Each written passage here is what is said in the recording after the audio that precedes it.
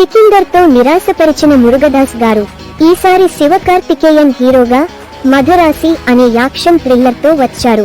కథ ఏమిటంటే విరాట్ విద్యుత్ జామ్వాల్ అనే క్రిమినల్ తన ఫ్రెండ్ చిరాగ్ తో కలిసి తమిళనాడులో గన్ కల్చర్ తీసుకురావాలని చూస్తాడు. దీనిని అడ్డుకునేందుకు నియా అధికారి ప్రేమ్నాథ్ ప్రయత్నిస్తాడు. ఇదే సమయంలో అతనికి రఘురాం అనే వ్యక్తి శివకార్తికేయన్ కనిపిస్తాడు. రఘురాం ఒకేసారి జీవితం మానేసే స్థితిలో ఉంటాడు. ప్రేమ్నాథ్ అతనిని తన మిషన్ కోసం వాడుకుంటాడు. కానీ అసలు రఘురాం ఎవరు, ఎందుకు ఆత్మహత్య చేసుకోవాలనుకుంటున్నాడు? మలతి రుక్మిణి వసంత్ కు అతనితో ఎలాంటి సంబంధం ఉంది? చివరికి మిషన్ విజయవంతమైందా? ఇదే కథ యొక్క మిగతా భాగం.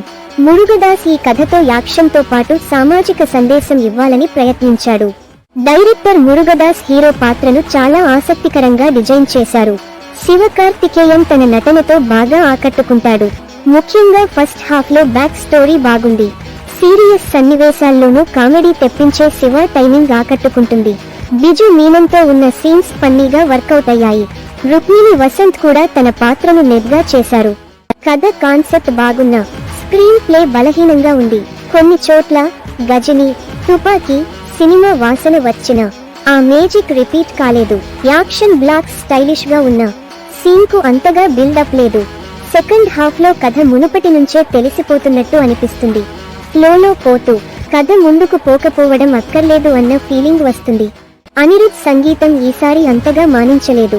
పాటలు బీజిఎం కూడా గుర్తుండిపోయే విధంగా లేవు.